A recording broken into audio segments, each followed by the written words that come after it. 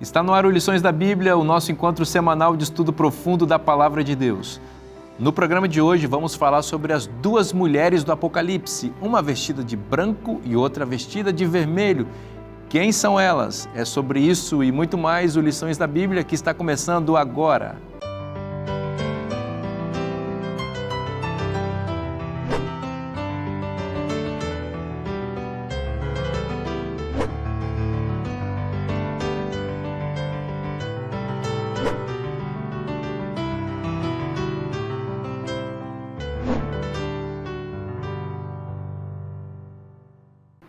Esse é o Lições da Bíblia, o nosso encontro semanal para estudar com profundidade a Palavra de Deus. E que bom que você está aí acompanhando conosco mais um programa nessa jornada ao longo das 3 mensagens do Apocalipse que perpassa toda a Bíblia e a gente vai percebendo como Deus tem uma mensagem específica para nós que vivemos no tempo do fim. É sobre isso que estamos estudando aqui na companhia dos nossos queridos amigos aqui, os quais apresento a vocês mais uma vez, aqui à minha esquerda, Adenilton Aguiar, seja bem-vindo, meu amigo. Estou muito feliz por estar aqui novamente.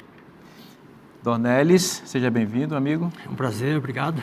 Michelson, seja bem-vindo. Muito bom estar com vocês, com os amigos que acompanham o programa e com a Palavra de Deus. Ora pra gente. Oremos. Pai querido, nosso Deus, nosso Criador, muito obrigado, Senhor, mais uma vez por esta oportunidade que temos de abrir Tua Palavra, de ser guiados pelo Teu Santo Espírito, o autor da Bíblia, e receber dela orientação, luz, inspiração e esperança. Abençoa este programa, abençoa os amigos que estão nos acompanhando, nós oramos e te agradecemos em nome de Jesus. Amém. Amém.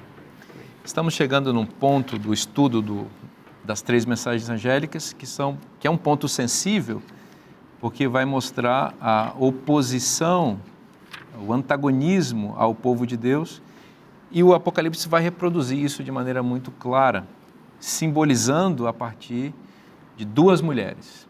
No capítulo 12 aparece uma mulher vestida de sol, não é uma mulher brilhante, radiante, reproduzindo a pureza da igreja de Deus ao longo da história, que espera o advento do Messias e que representa, portanto, o povo de Deus. De outro lado, no capítulo 17, nós temos uma mulher prostituída, uma grande meretriz, vestida de púrpura, toda adornada de uma maneira extremamente paganizada, representando assim o outro lado, os inimigos do povo de Deus que se unem ao Estado, aos governos, para oprimir e perseguir o povo de Deus por conta de sua religião.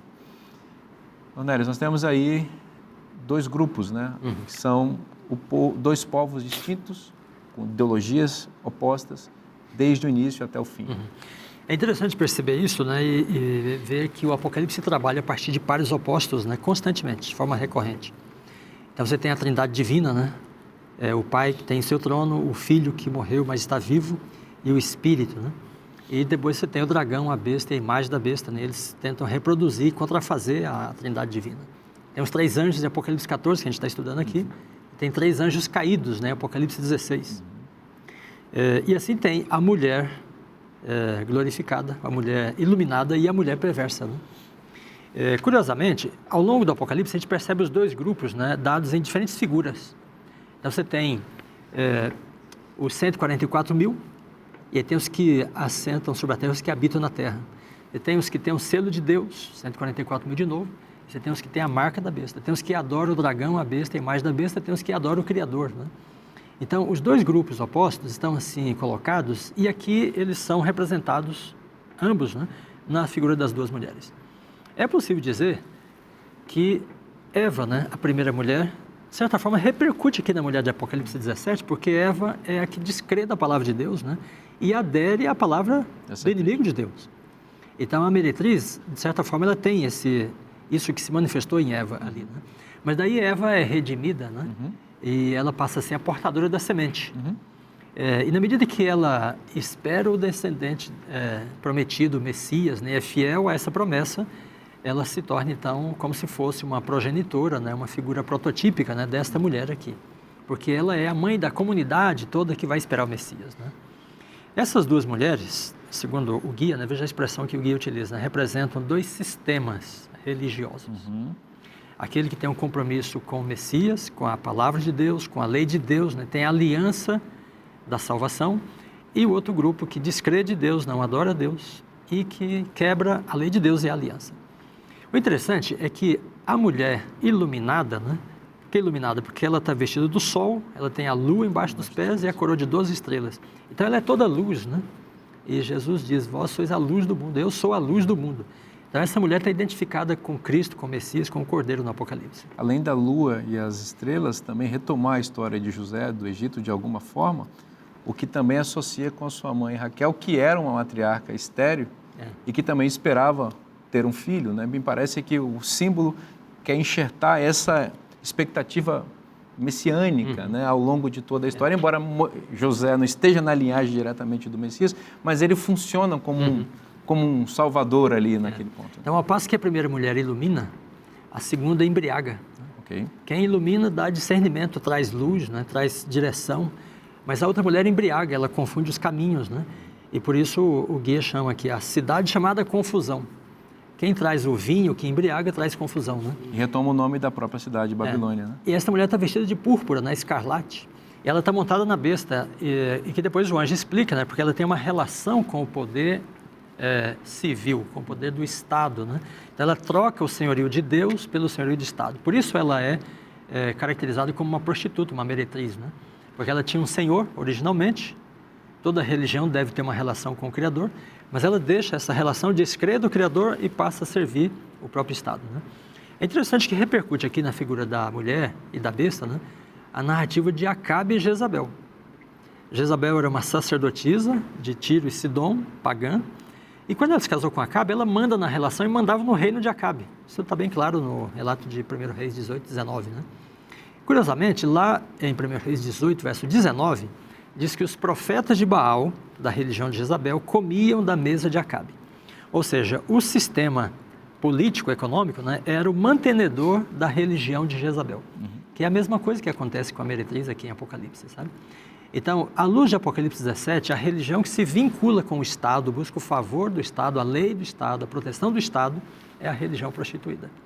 Então, essas duas mulheres são dois caminhos, né, dois sistemas religiosos. Então, todo sistema religioso que se conecta com o Estado, se favorece do Estado... Troca Deus pelo Estado. Troca Deus pelo Estado, é uma religião que está reproduzida aqui nesse símbolo. Aqui. Veja que não é qualquer Estado também, né? Porque a noção do Estado perverso, né, pode retomar o conceito de Leviatã, né, de Thomas Hobbes, do Leviatã da Antiguidade, que era um poder que pretendia fazer aquilo que Deus faz, que é dar proteção, liberdade, direcionamento, a lei, né? Então, quando a lei do Estado contraria a lei de Deus, esse Estado é o Estado Leviatã, que é o Estado que suporta a religião perversa. É curioso ele usar a palavra Leviatã, que é uma palavra cujo significado é dragão, monstro, besta. A palavra bíblica, né? Tudo associado aqui com esse símbolo. A gente, aqui na sequência, no estudo da nossa lição, a gente observa um dado curioso em relação a esse sistema que se opõe a Deus, né? Aqui a Babilônia, e a declaração que nós temos de que ela é uma instituição caída. Não é? A declaração que nós encontramos aqui em Apocalipse 14:8 vai direto a esse ponto, né? Quando diz, seguiu-se outro anjo, o segundo anjo dizendo, caiu a grande Babilônia. E é interessante porque a palavra Babilônia, geralmente ela vai ser retomada aqui em Apocalipse a partir desse adjetivo, né? Modificado por esse adjetivo, grande Babilônia. Está falando de um sistema maior do que foi a Babilônia do tempo antigo, né? Mas o ponto que eu quero frisar aqui é essa questão da queda, caiu. E existem duas coisas importantes para a gente entender em relação a esse texto. Um deles é a segurança, a sentença pronunciada contra esse governo que se opõe a Deus. Caiu. O verbo está no passado para expressar essa certeza. Mas existe outra ideia também que a gente pode tirar do verbo que é utilizado aqui, é que de fato esse poder ele está caído. E caído do ponto de vista moral. Talvez o texto aqui retome aquela ideia que aparece lá em Daniel 5. Porque a queda moral de Babilônia, não é, antecede, né, e precede a derrocada final daquela Babilônia. Então, aqui parece que está acontecendo exatamente a mesma coisa. Então, nós temos uma queda moral e essa queda moral vai provocar a derrocada final. Isso é repetido em Apocalipse 18, verso 2, e Apocalipse 18, verso 2, nos dá outros elementos para a gente entender melhor a razão dessa queda, né? Porque aqui nós lemos o seguinte: então exclamou com potente voz dizendo, caiu, caiu, a grande Babilônia. Está retomando aqui a segunda mensagem angélica, e se tornou morada de demônios. Ou seja, ela está caída do ponto de vista moral, mas ela também está caída porque ela se tornou. Então nós temos aqui um verbo no passado, caiu, um evento concluído, e nós temos outro evento concluído, ela se tornou, ela já é morada de demônios, covil de toda espécie de espírito imundo, esconderijo de todo gênero de ave imunda e detestável. Esse texto também recupera o que está lá em Apocalipse 16, versos 13 e 14, né? Que nos dão uma ideia de quem é essa grande Babilônia que está caída e que está simplesmente agora esperando a derrocada final. Lá em Apocalipse 16, versos 13 e 14, a gente lê: então vi sair da boca do dragão, da boca da besta e da boca do falso profeta 3 espíritos imundos. Essa palavra aqui, imundo, conecta esse texto com o texto de Apocalipse 18, verso 2. Ou seja, Babilônia está caída do ponto de vista moral, e o fato de que ela está caída do ponto de vista moral é a garantia e a razão porque ela vai passar por uma derrocada final, ela vai ser totalmente destruída. Por outro lado, temos o remanescente que se opõe a tudo isso, né? Que é vitorioso, que não aceita, né, essa confusão toda, não bebe o vinho adulterado. Nós encontramos menção a esse povo, tanto aqui no 12 quanto no 17, Apocalipse, né?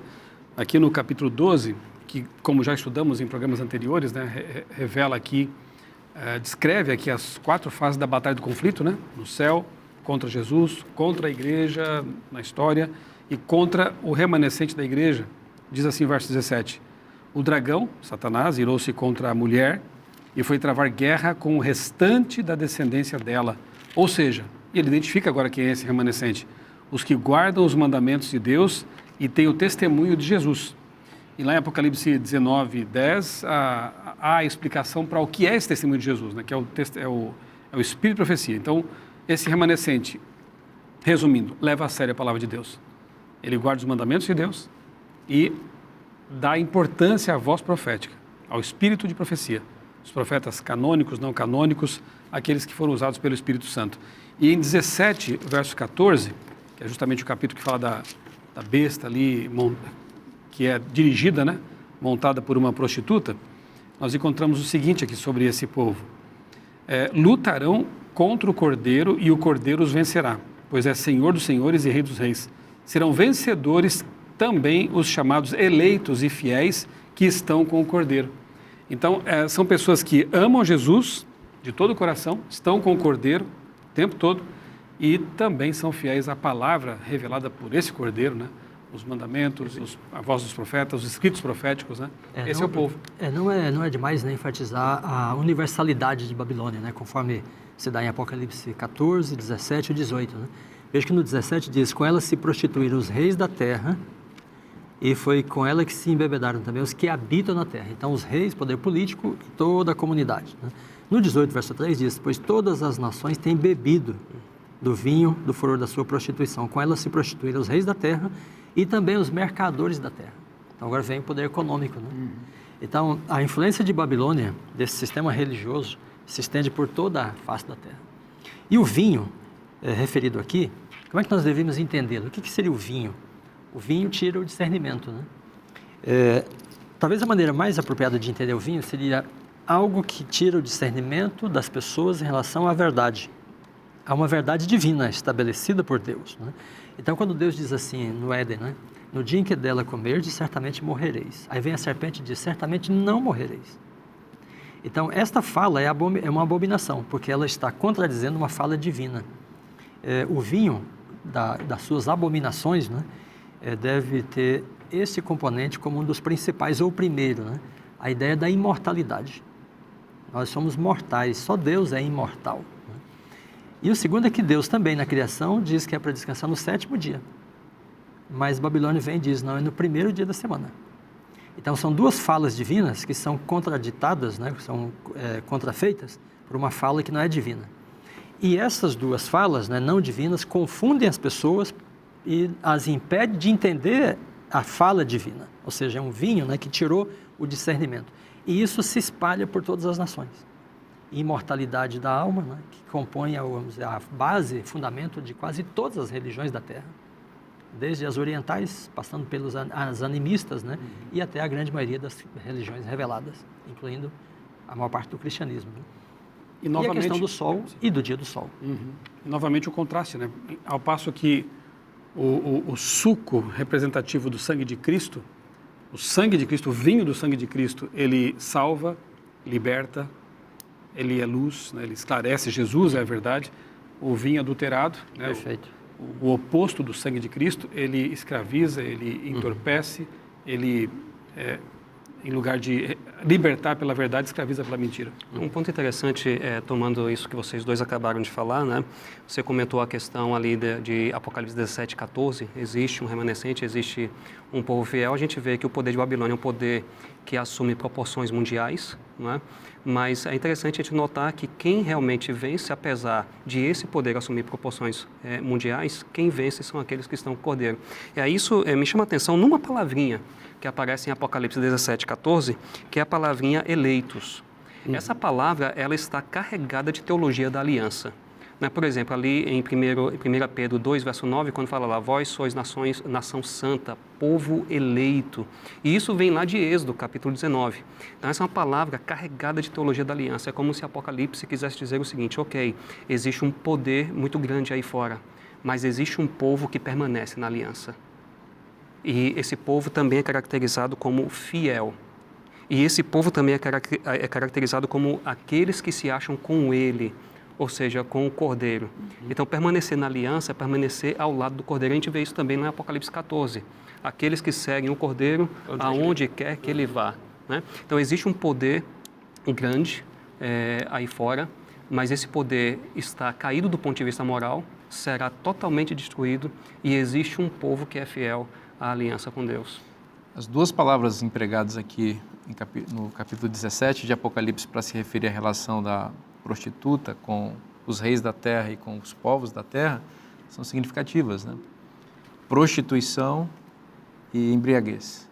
Então, ela se prostitui com os reis da terra e aí daí deriva seu poder para poder fazer a opressão e ela embebeda as pessoas para enganar as pessoas, seduzir as pessoas com o propósito de avançar contra o povo de Deus para destruir ou dizimar o povo de Deus da face da terra. Mas, como vocês já disseram aqui, ela não vai ser bem sucedida nessa empreitada, porque Cristo é o vencedor e a sua igreja também. Que bom estudar a palavra de Deus, não é? A gente está aqui se banqueteando no sentido positivo dessa expressão com aquilo que Deus oferece. E o guia de estudos é sempre a oportunidade de você também se alimentar dia a dia daquilo que Deus oferece para você. Se você desejar adquirir esse material que vai aprofundar o seu conhecimento da Bíblia, é só você acessar o site cpb.com.br e você vai descobrir como adquirir este e outros materiais da nossa editora. A gente vai fazer um intervalo bem rapidinho, não saia daí, já já a gente está de volta.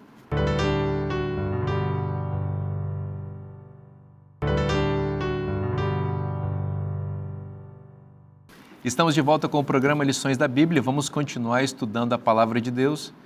Antes, quero te fazer uma recomendação, te oferecer uma dica muito importante. É esse material, que é um livro, um lançamento da Casa Publicadora Brasileira sobre o tema das 3 mensagens angélicas, uma coleção de citações da escritora norte-americana Ellen G. White sobre esse tema, que é o tema de nosso guia de estudos. Certamente vai abençoar a sua vida. Você precisa ter na sua biblioteca esse material. Você já sabe como adquirir, é só acessar cpb.com.br. A gente está falando aqui sobre 2 sistemas opostos de adoração, um prefigurado pela mulher vestida de sol, do capítulo 12 de Apocalipse, e o outro pela mulher grande meretriz, do capítulo 17. São 2 sistemas opostos que estão aí antagonizando pela mente e atenção das pessoas, né? E, naturalmente, o povo de Deus representado pela mulher sendo perseguido por esta outra representação do mal aí de Apocalipse 17. Agora, pastor Adenilton, essa Babilônia, a grande meretriz, representada por essa mulher vestida de púrpura do capítulo 17, ela tem uma ampla influência, né? Fala um pouquinho para a gente sobre isso. A gente comentou aqui no bloco anterior aquele texto lá de Apocalipse 14, verso 8, né, quando o texto fala a respeito da queda, né, de Babilônia. No finalzinho do texto, nós temos ali uma expressão que aponta para a influência global, né, desse poder religioso, né, quando diz ali, caiu a grande Babilônia, que tem dado a beber a todas as nações. Não é? Ou seja, é um poder que alcança dimensão, proporção mundial. Quando a gente vai para Apocalipse 17:15, nós já comentamos aqui algumas vezes a respeito da audiência quádrupla que aparece, por exemplo, no contexto da primeira mensagem angélica.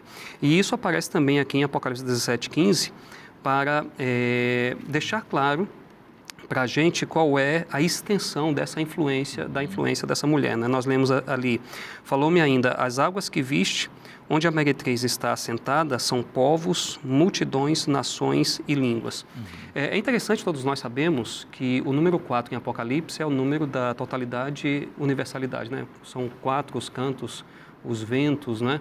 Então esse número indica a totalidade e universalidade. E é interessante que essa audiência seja uma audiência quádrupla.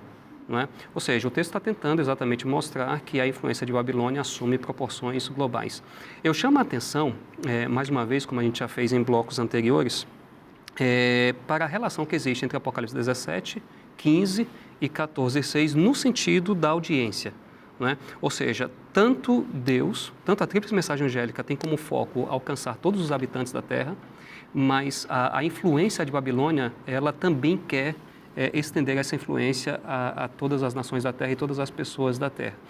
É interessante que, enquanto Deus faz um apelo, isso é muito bonito, Deus apela à nossa inteligência, como nós já comentamos aqui anteriormente.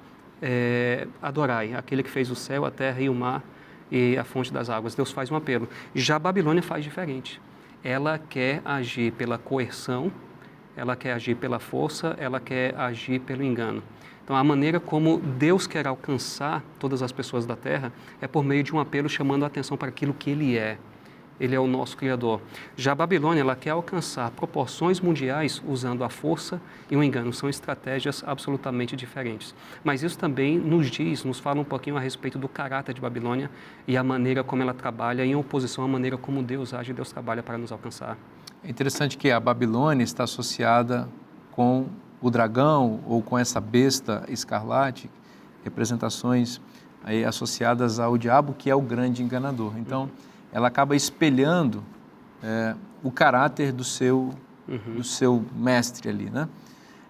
A mulher, por exemplo, pura de Apocalipse 19, que também é o povo de Deus, representante também da cidade da Nova Jerusalém, ela é pura, ela é fiel, ela é verdadeira, espelhando o caráter do seu noivo, que é Cristo, que é reconhecido como fiel e verdadeiro, né? Então, os relacionamentos que cada uma dessas mulheres vão assumindo aí ao longo da história acabam sendo a base para aquilo que elas são.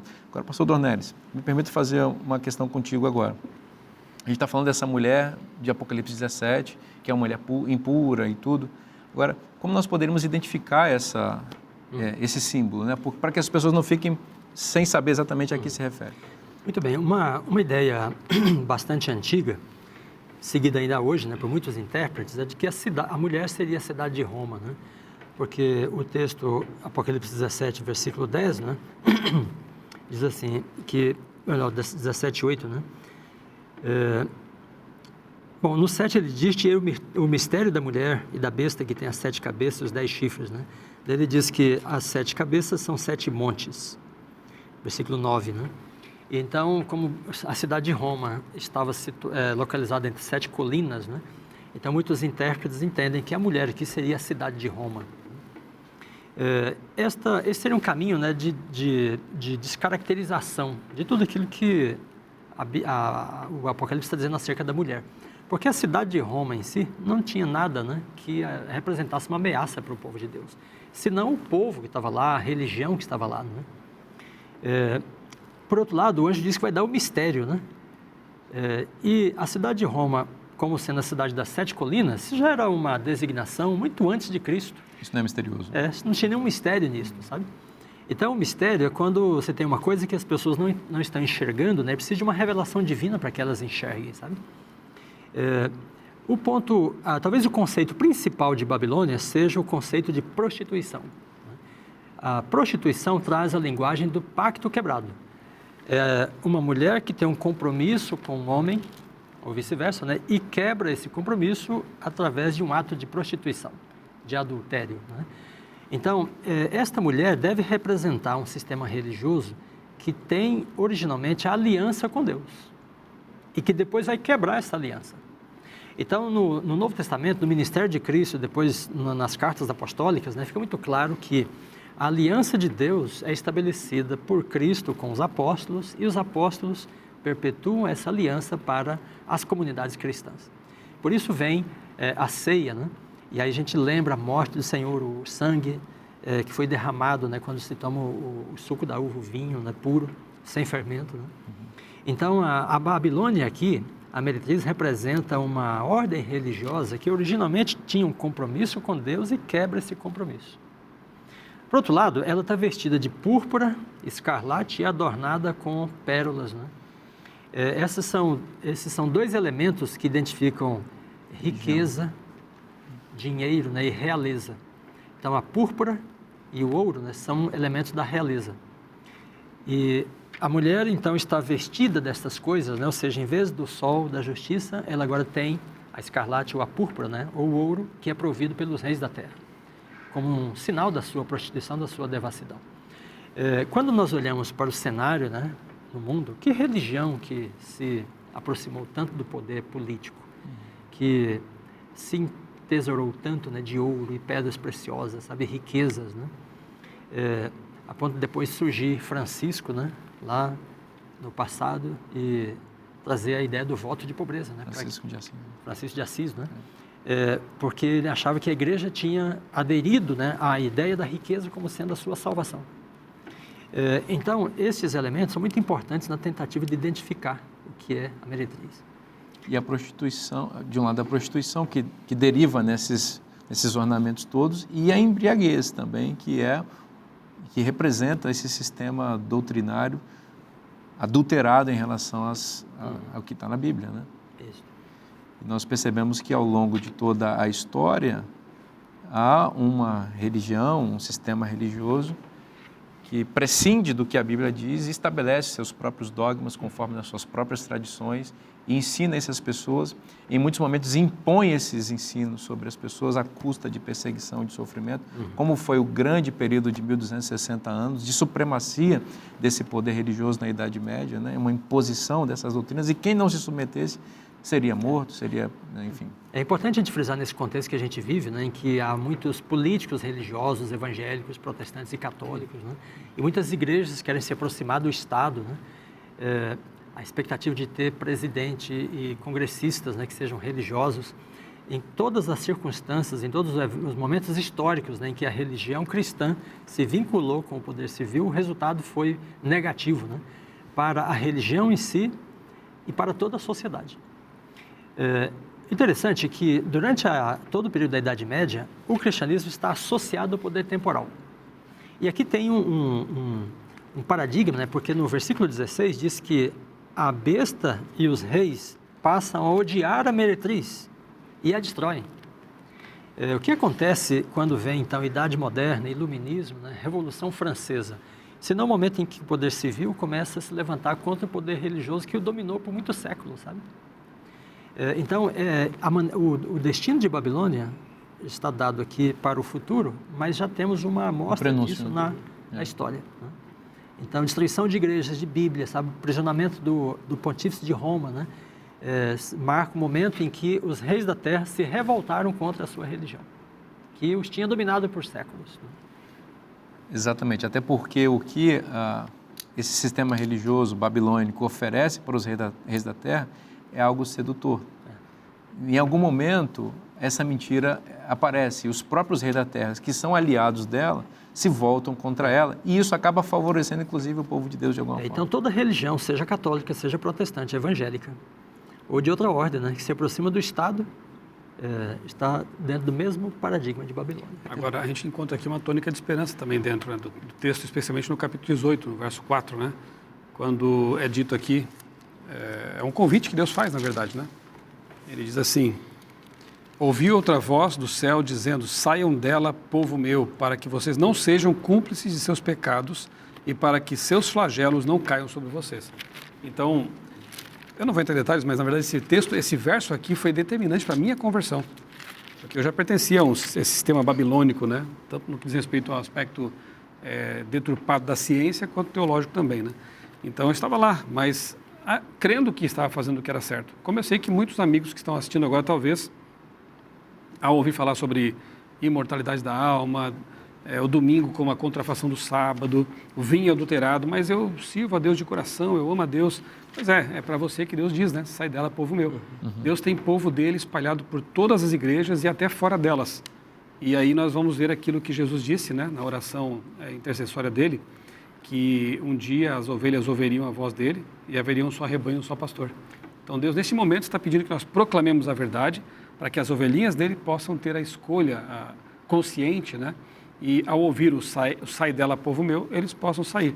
Outra coisa importante que nós temos que levar em consideração é que ao sairmos fisicamente de Babilônia, nós podemos carregar talvez um pouco desse vinho, né? Então evitar o coração babilônico, não trazer doutrinas, ideias, concepções, né?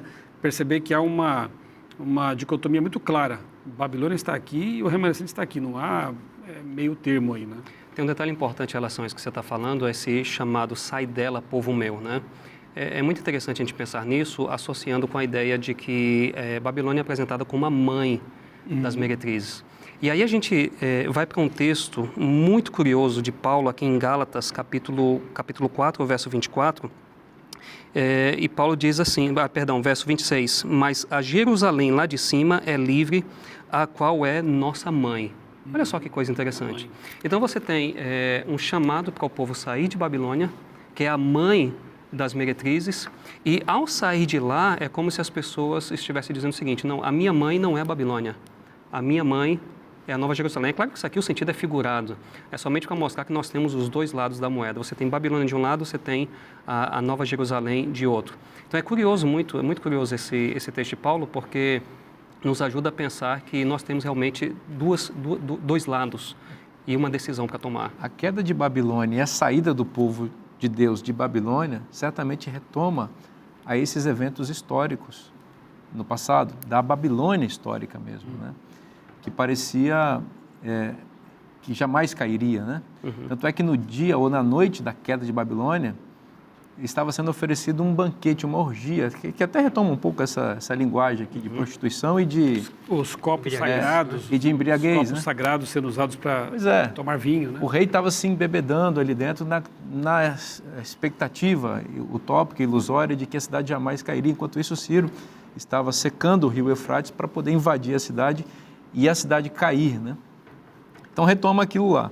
É muito possível que, depois de 70 anos em Babilônia, muitas pessoas do povo de Deus que viviam lá, os judeus que tinham sido deportados para lá, os filhos desses judeus que nasceram no cativeiro, talvez não quisessem mais voltar para Jerusalém. Já estavam estabelecidos ali, não queriam sair de lá, estavam habituados com o costume da cidade, com a cultura e até com a religião, quem sabe, da cidade.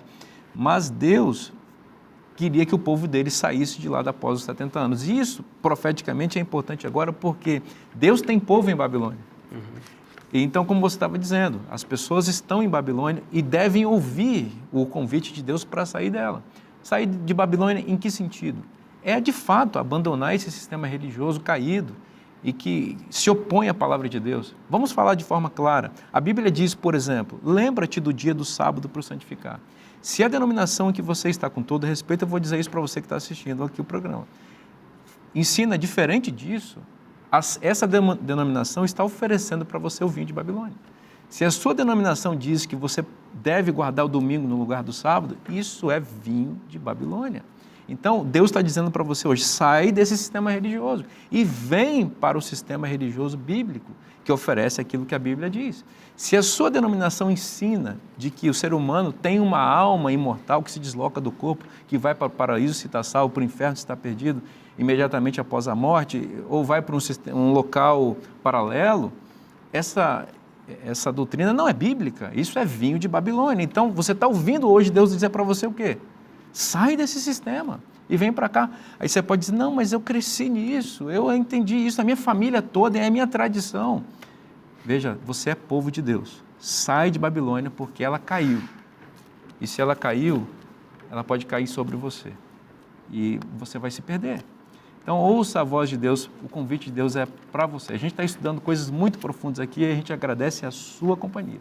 Não saia daí, a gente vai fazer um intervalo bem rapidinho e volta já já.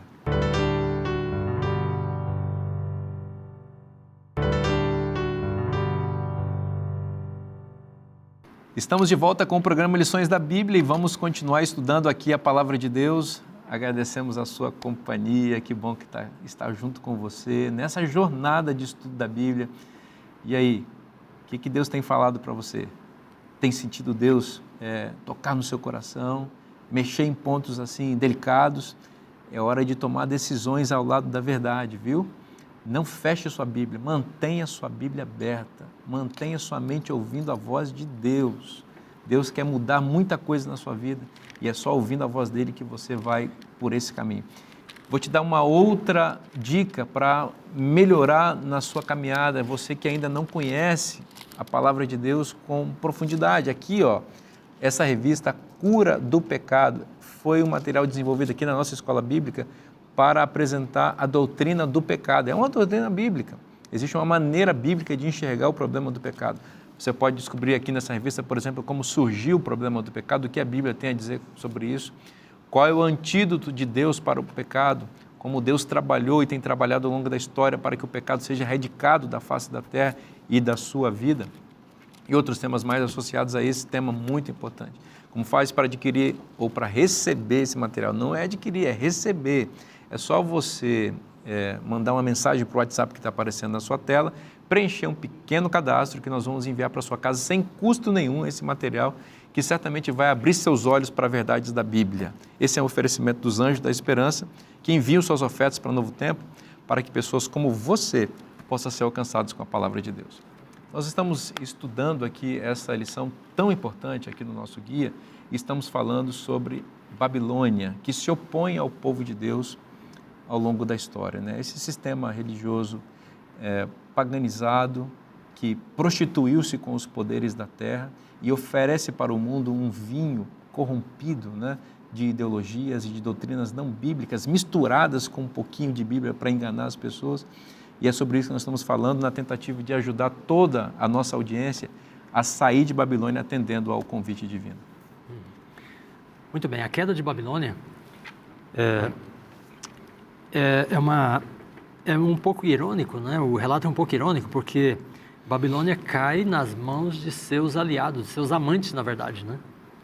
E é um ponto muito interessante nisso, porque, veja, se Babilônia representa uma ordem religiosa que tinha um compromisso com Deus, no juízo dela, Deus não a destrói com as suas próprias mãos.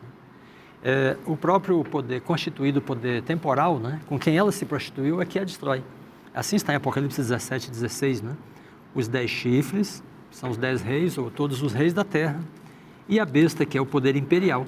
Esses odiarão a meretriz, e a farão devastada, despojada, e lhe comerão as carnes, e a consumirão no fogo. Quando nós buscamos na Bíblia, antecedentes desta figura, podemos encontrar alguns eventos. Eu vou citar 2. De uma religião ou um religioso, né, que se aproxima do poder civil para tentar perseguir ou matar o povo de Deus. Então, eu estou falando de Amã, né, um oficial persa que persuade o rei Assuero de fazer um decreto para matar o povo judeu.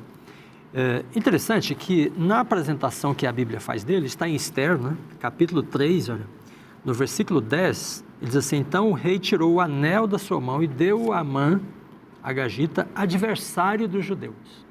Então os judeus aqui são o povo de Deus que tem aliança, né, e guarda os mandamentos de Deus, e eles estavam espalhados pela Pérsia, e aí Amã desenvolve uma inimizade com eles, por uma questão de adoração, porque Mardoqueu não se curvava diante dele. Muito bem, então aí vem o decreto, né?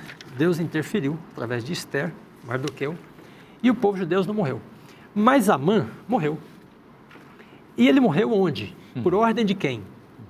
O rei que deu o anel para ele legislar, né, mandou que ele fosse pendurado na forca que ele tinha preparado para Mardoqueu, o judeu. Então é interessante, é um paradoxo, né? aquele que apoia o rei, seduzido, né, dá todo o poder a esse religioso que é inimigo do povo de Deus, e depois ele próprio determina a morte de Amã. Isso acontece também no caso de Daniel, né? Daniel está no Império da Pérsia também, isso é um evento anterior, né, a Esther, e os sátrapas, os oficiais, né, de Dario, investigam a vida de Daniel e não acharam nenhuma culpa, nenhuma corrupção nele. Eles queriam destruí-lo, destituí-lo da sua função, né? E então eles persuadiram o rei de baixar um decreto, né, para que se alguém orasse a um Deus, né, que não fosse o próprio rei, o rei ficou todo vaidoso, né, que fosse levado para a cova dos leões. Muito bem, Daniel é levado à cova dos leões, ele não morre, ele é protegido por Deus. E depois o que acontece com os sátrapas? O próprio rei Dario determina que eles sejam lançados na cova dos leões. Então nós temos aqui 2 exemplos, né, de elementos religiosos, porque o problema de Amã com os judeus e dos sátrapas contra Daniel eram problemas religiosos. Uhum. E eles usam o poder temporal, seduzindo o rei para determinar a morte, né, desses inimigos religiosos. Mas a morte depois vem sobre eles próprios. Então é isso que acontece com Babilônia. Babilônia persegue, né, cristãos verdadeiros durante a Idade Média, usando o poder dos reis, mas depois os próprios reis na Revolução Francesa se levantam contra ela. E esta situação predita para o fim dos tempos está, portanto, apoiada em diversos fatos anteriores. Quando o poder religioso, né, seduzido pelo poder civil, ou seduz o poder civil, o resultado será de um paradoxo. Hoje, no Brasil e na maior parte do Ocidente, nós podemos dizer que essa situação ela não está plenamente posta, né? Nós, por exemplo, vivemos num país em que existe a separação da igreja e do Estado. Que a Revolução Francesa trouxe a Revolução Americana. Exatamente. E nos Estados Unidos, obviamente, também, que é a mãe das democracias modernas, da democracia do mundo, você não vê essa união. Mas o Apocalipse nos apresenta a ideia de que essa realidade posta hoje de separação entre a igreja e o Estado, ela não vai continuar. O mundo vai caminhar para um momento em que o Estado e a igreja vão se unir em torno de uma ideologia religiosa. E já temos visto isso ser ensaiado, né? Os religiosos se aproximando da política, né? Então essa direita religiosa de hoje é uma direita religiosa que quer cooptar o poder político. Donald Trump mesmo, em sua gestão lá, ele tinha já prometido, né, eliminar a emenda Johnson, que é justamente aquela que prevê a separação Estado e Igreja, atendendo a alguns apelos e anseios da sua base eleitoral, que são os evangélicos americanos. Então, e essa questão da teologia do domínio, ou mesmo nacionalismo cristão, né, parece ser um ensaio realmente para uma reaproximação do Estado. Na mente de alguns parece uma coisa boa, mas sempre que o Estado ele instrumentaliza a religião, isso não dá certo. Agora vocês vejam que paradoxo e que mundo que não é o nosso lugar mesmo que a gente vive, né? Essa reação da chamada direita cristã, desse ultraconservadorismo cristão que pretende dominar o Estado para impor a ideologia supostamente cristã sobre a sociedade, é uma reação ao secularismo, não é? O vai de um extremo para o outro. As ideologias que vão avançando contra o cristianismo ou contra os valores bíblicos e vão impondo o ateísmo, o secularismo, e, enfim, uma onda de imoralidade que se torna legal, constitucional em muitos países. É exatamente nisso que constitui a prostituição religiosa, né? Em vez da religião buscar o poder de Deus para enfrentar o secularismo, ela busca o poder do Estado, né? Okay. E é um protestantismo apostatado de dois lados, né? Você vê do lado mais progressista, digamos assim, uma apostasia da palavra, porque são pautas que não são bíblicas. E né? também tem autoritarismo desse lado, também. Porque é o seguinte, e do lado não é direito, democracia aqui, entende? Essa apostasia. Não é liberdade, é libertinagem. E se você quer viver os valores bíblicos, o ideal que vem desse lado aqui é impedir que você também exerça a sua consciência com liberdade para seguir os valores da Bíblia. Do lado de cá, a reação ultradireita, conservadora, supostamente cristã, para solapar esse outro lado, é impor uma religião supostamente cristã para impedir esse avanço aqui. Só que assume-se um lado adulterado do cristianismo, unilateral, não é? E impõe-se isso sobre todas as pessoas. Dominguista, imortalista. Exatamente. Então, nenhum dos dois lados atende àquilo que a Bíblia apresenta. Por isso, a nossa advertência aqui é o seguinte: hoje, em termos legais, o Ocidente vive separação igreja e Estado. Mas profeticamente isso vai acabar e a gente está vendo sinais disso acontecendo. E quando isso acontecer, o povo de Deus precisa assumir sua posição ao lado da verdade, ainda que custe perseguição. Verdade. A gente vê na história que quando houve essa união entre igreja e Estado, o povo de Deus precisou demonstrar ainda mais compromisso com a verdade, com a palavra e compromisso com Deus. E a Bíblia aponta para isso também, né? Aqui no contexto de Apocalipse, tem 2 textos que para mim são fundamentais para a gente entender esse chamado de Deus para o compromisso de seu povo. Um deles é Apocalipse 14:12, no contexto da tríplice mensagem angélica, né, que diz ali um texto que todos nós conhecemos: aqui está a perseverança dos santos, os que guardam os mandamentos de Deus e a fé em Jesus. Esse texto é muito parecido com um texto que aparece no capítulo 13, verso 10. O verso 10 diz assim: se alguém leva para cativeiro vai, se alguém matar a espada, necessária que seja morto a espada. Aí termina dizendo: aqui está a perseverança e a fidelidade dos santos. É interessante essa repetição de Apocalipse 13, dessas palavras de Apocalipse 13:10 em Apocalipse 14:12, porque a partir de Apocalipse 13, verso 11, nós estamos realmente tratando do tempo do fim. Veja, em Apocalipse 13:5, nós temos uma referência aos 42 meses, né, aquele período de 1260 dias, anos, mas em Apocalipse 13, a partir do verso 11, nós estamos realmente no contexto do fim. E nós temos 2 grupos aqui. No capítulo 13, a partir do verso 11, nós temos a caracterização de uma religião apóstata, e no capítulo 14 nós temos a caracterização do povo fiel.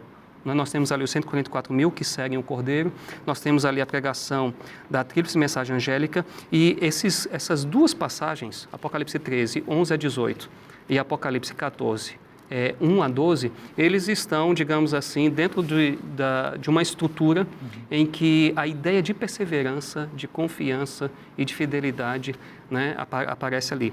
A palavra que foi traduzida como perseverança é uma palavra muito interessante, que é a palavra hipomoné. Ela significa literalmente permanecer abaixo. Ela dá a ideia de submissão, de sujeição. No caso aqui, é submissão a Deus.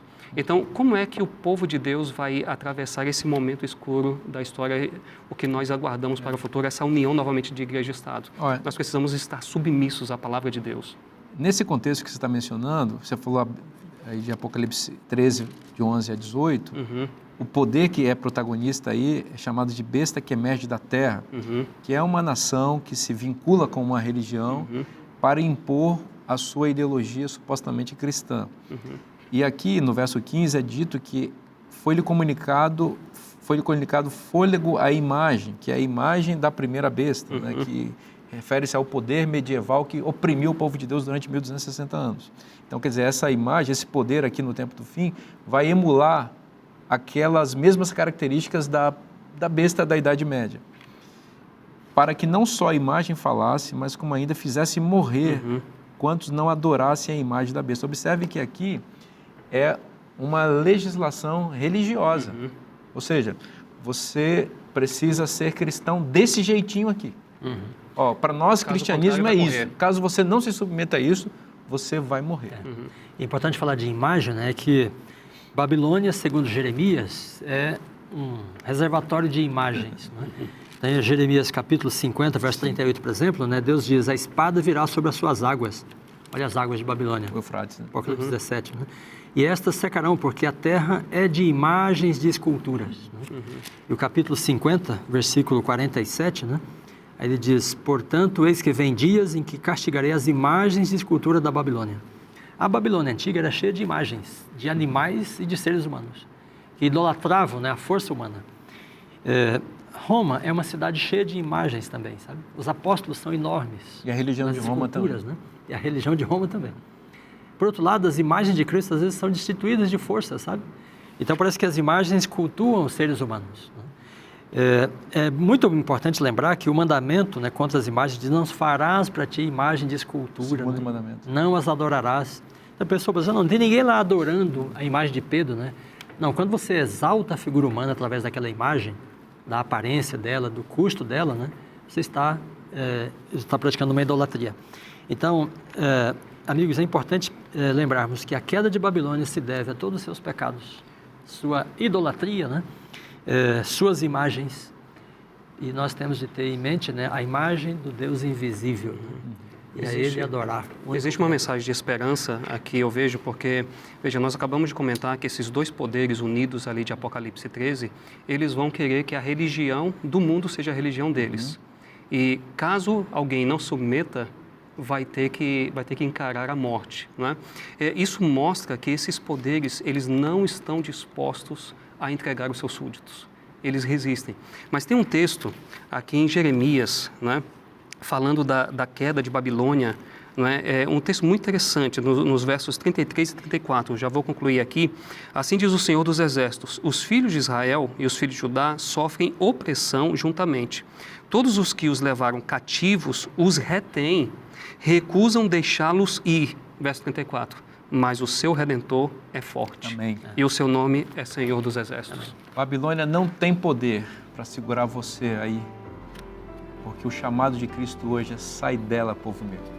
Deus está chamando você para sair desse sistema religioso corrompido, que tirou a sua capacidade de enxergar plenamente a palavra de Deus. Hoje, a luz da verdade de Deus, o sol da justiça está brilhando na sua vida, chamando você para o caminho da verdade, para a Nova Jerusalém.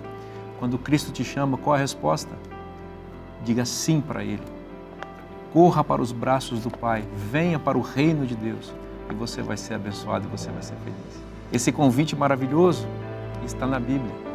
E se está na Bíblia, é bom para você. Eu te espero na próxima semana. Que Deus te abençoe muito. Forte abraço e até lá.